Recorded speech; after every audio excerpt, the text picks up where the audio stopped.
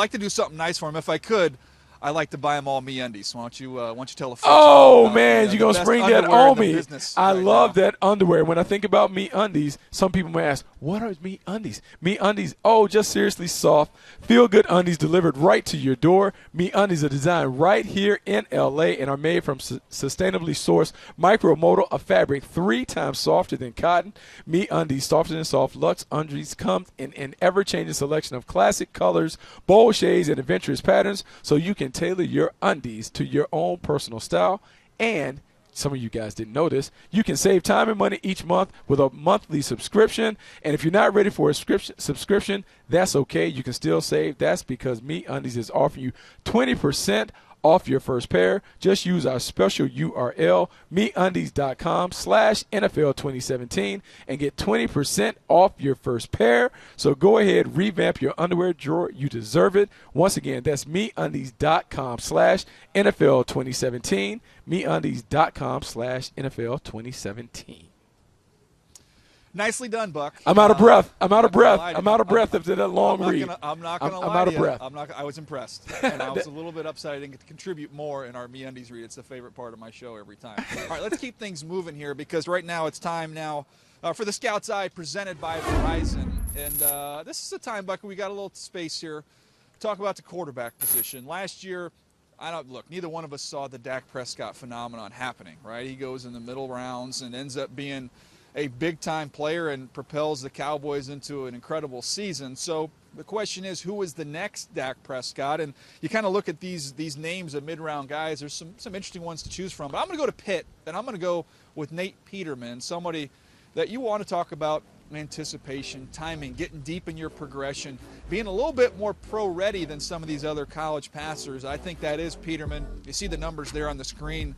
Only 7 interceptions, Bucky. That speaks a little bit to his decision-making, and I think he's got a chance. I think he's going to go in the 3rd round, and I think somebody's going to be very happy with Peterman. He has a chance. He's a touch and timing passer. He's a guy that did a really good job in Pitt's system, gets the ball out early, doesn't necessarily have, big-time arm talent, but sometimes that can be compensated for by just understanding exactly where to go with the ball and delivering it right before the receiver comes out of his break. Because of that, he has an opportunity to be a nice, solid player in the National Football League because he understands his limitations, does a great job of playing around those. My guy, Joshua Dobbs from Tennessee.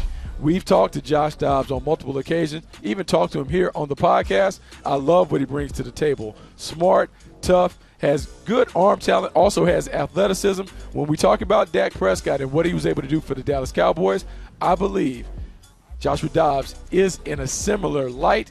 Outstanding athlete, has a great understanding of offense.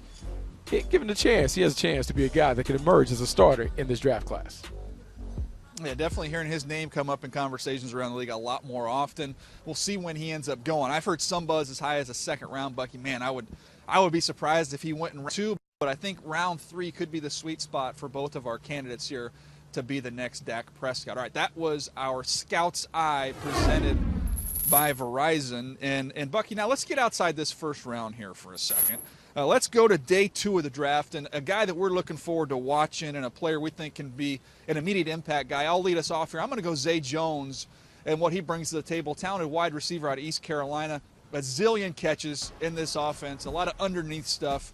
But then we see him go to the Senior Bowl, see him stretch the field vertically. He goes to the Combine. He runs plenty fast enough. And then we got a chance to interview him on Move the Sticks, one of my favorite guys we got a chance to talk to. Yeah, he's a very talented player. Guy that really dominated the week at the Senior Bowl. Shows big-time ability. Is more impressive in person than I saw on tape. He is someone that obviously has an opportunity to come in as a number 2 receiver and be a dominant player. My guy, I'm going to go out to Oklahoma, and I'm going to take the Biletnikoff Award winner, D.D. Westbrook. D.D. Westbrook is a home run hitter on the outside. Averaged over 18 yards per catch during his time at Oklahoma. 21 touchdowns, including 17 last season, 2016. This is a polished route runner, outstanding hands, ball skills. He's going to be a big play artist. Kind of reminds me a little of Deshaun Jackson when he came out of Cal. I like that one, Bucky. Let's move on now to day 3. So we're talking now, this guy's going to be a 4th through 7th round pick. And I'm going to go Boise State Jeremy McNichols, who I gave a 2nd round grade to, but I think there's just so much depth and so much talent at the position in this year's draft. I think that's about where he lands. Look at that beautiful blue turf there. Bucky, you can split him out wide, watch him run routes, catch the football, get him the ball in a little bit of space. He's got a little bit more power and strength than you give him credit for. And lo and behold, Boise State, when did this happen, has become kind of the producer of NFL running backs for a school outside the Power 5. I think he's got a chance to be a starter and be a really good football player. He has a chance to be a really good player because he is versatile. He can catch the ball out the backfield. He can run between the tackles. And he also has a little physicality and toughness that you like about him. Because of that, he has a chance to be a starting running back. But I'm going to go outside of that, and I'm going to say Justin Evans from Texas A&M is a guy that could be a surprise star on day 3. And the reason I say this, I'm going to go back. I know he missed a bunch of tackles this year, but he is a big-time hitter, a thumper, a striker. And we've seen in the league guys that can kind of harness some of that wild child mentality when it comes to playing and being a reckless player as a tackler.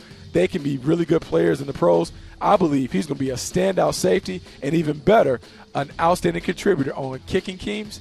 I like this guy. I think he's going to be a standout in the National Football League. No, he's a heavy hitter, Bucky. I think you're going to see a nice value pick there in Evans. All right, I'm getting ushered out here, Bucky. I got to get off the balcony out here. Keep things going. But I'll tell you what, it's been a fun run up to the draft. Look, we're going to keep you going here on Move the Sticks as we get done with the draft. We'll have all your recap needs. We'll have that taken care of for you, Bucky. Great job by you. Thanks for manning down the fort at home. I'm going to stay right here in Philadelphia because we got a big show coming up on Thursday night, NFL Network, 8 Eastern. You can watch the 2017 NFL Draft. This has been Move the Sticks, presented by the U.S. Marine Corps. Thanks for downloading Move the Sticks with Daniel Jeremiah and Bucky Brooks. For more, go to